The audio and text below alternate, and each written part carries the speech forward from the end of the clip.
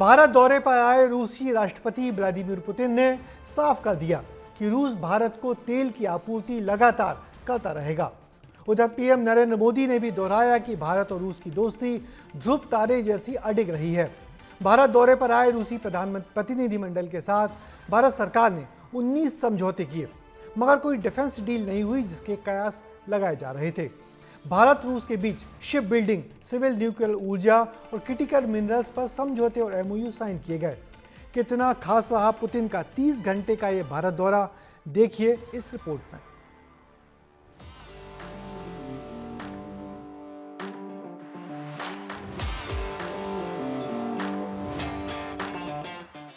गले मिलकर गर्मजोशी से स्वागत, एक कार में सफर, फिर गार्ड ऑफ ऑनर। ये जोरदार स्वागत और सम्मान रूसी राष्ट्रपति व्लादिमीर पुतिन का है। 2 दिन के दौरे के बाद पुतिन वापस रूस रवाना हो गए हैं, लेकिन उनका दौरा भारत रूस की दोस्ती को एक नई ऊंचाई दे गया। 23वें भारत रूस शिखर सम्मेलन में दोनों देशों के बीच 19 अहम समझौते हुए हैं। भारत और रूस के बीच कोऑपरेशन और माइग्रेशन, हेल्थ केयर और मेडिकल एजुकेशन, फूड सेफ्टी और स्टैंडर्ड्स, पोलर शिप्स और मैरीटाइम कोऑपरेशन, कृषि और फर्टिलाइजर, समुद्री सुरक्षा और निगरानी और परमाणु ऊर्जा सहयोग पर अहम समझौते हुए। हैदराबाद हाउस में समझौते के बाद दोनों दिग्गजों ने साझा प्रेस कॉन्फ्रेंस की। इस दौरान प्रधानमंत्री मोदी ने कहा कि भारत रूस की दोस्ती ध्रुव तारे की तरह है।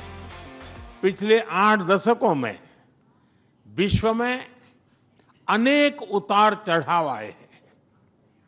मानवता को अनेक चुनौतियों और संकटों से गुजरना पड़ा है, और इन सब के बीच भी भारत रूस मित्रता एक ध्रुव तारे की तरह बनी रही है। वहीं व्लादिमीर पुतिन ने प्रधानमंत्री मोदी के नेतृत्व की तारीफ की, भारत को तेजी से बढ़ती अर्थव्यवस्था बताया और कहा कि बिना रुकावट के भारत को ईंधन की सप्लाई जारी रहेगी। Russia is a reliable supply of oil, gas, coal and everything that is required for the development of India's energy. We are ready to continue uninterrupted shipments of fuel for the fast growing Indian economy. Joint conference के दौरान दोनों नेताओं के देशों ने MOU exchange किए। फिर इसके बाद रूसी राष्ट्रपति पुतिन और प्रधानमंत्री मोदी ने भारत मंडपम में रूस भारत बिजनेस फोरम को भी संबोधित किया। रूसी राष्ट्रपति ने यह भी कहा कि भारत और रूस के बीच $60 अरब का व्यापार हो रहा है, जिसे 100 अरब करने का टारगेट है। दोनों देश मिलकर इंडिया में सबसे बड़ा न्यूक्लियर पावर प्लांट बना रहे हैं। वहीं प्रधानमंत्री मोदी ने रूसी लोगों के लिए 30 दिन का फ्री ई टूरिस्ट वीजा और 30 दिन का ही ग्रुप टूरिस्ट वीजा देने का ऐलान किया। इसके साथ ही मेक इन इंडिया के तहत बनने वाले जहाज निर्माण में सहयोग देने की बात भी कही। भारत रूस से अपने खर्च का करीब 76% हिस्सा कच्चा तेल आयात करता है। अगर दूसरे तेल और कोयला को जोड़ लिया जाए तो ये 85% तक चला जाता है। मोदी पुतिन की मीटिंग में सारा फोकस ट्रेड, डिफेंस और एनर्जी से जुड़े कई समझौतों पर हुआ। भारत मंडपम में बिजनेस फोरम को संबोधित करने के बाद दोनों दिग्गज नेता सहयोगियों के साथ राष्ट्रपति द्रौपदी मुर्मू से मीटिंग के लिए राष्ट्रपति भवन पहुंचे, जहां प्रेसिडेंट ने डिनर दिया। राष्ट्रपति भवन में डिनर के बाद पुतिन रूस के लिए रवाना हो गए।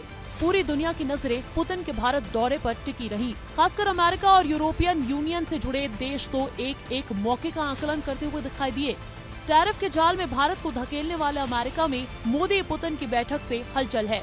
पुतिन के दिल्ली आते ही अमेरिका को अब भारत की याद आने लगी है और अमेरिका ने क्वाड का हवाला देते हुए भारत के साथ रिश्ते सुधारने की कोशिशें जारी रखने का आह्वान किया। ब्यूरो रिपोर्ट, विस्तार न्यूज। तो भारत दौरे पर आए रूसी राष्ट्रपति व्लादिमीर पुतिन और प्रधानमंत्री नरेंद्र मोदी के बीच एक दिन में 4 बार मुलाकात हुई। दोनों नेताओं ने एक साथ एक गाड़ी में जाना, private dinner, joint press conference और इंडिया रूस बिजनेस फोरम की बैठक को संबोधित किया। पुतिन ने अगले साल रूस में होने वाले भारत रूस शिखर सम्मेलन के लिए प्रधानमंत्री नरेंद्र मोदी को रूस आने का न्योता भी दिया, जिसे मोदी ने स्वीकार कर लिया है। पुतिन के इस दौरे पर दुनिया भर की निगाहें रहीं। आने वाले दिनों में अमेरिका के राष्ट्रपति डोनाल्ड ट्रंप इस दौरे पर कैसी प्रतिक्रिया देते हैं, ये देखना होगा।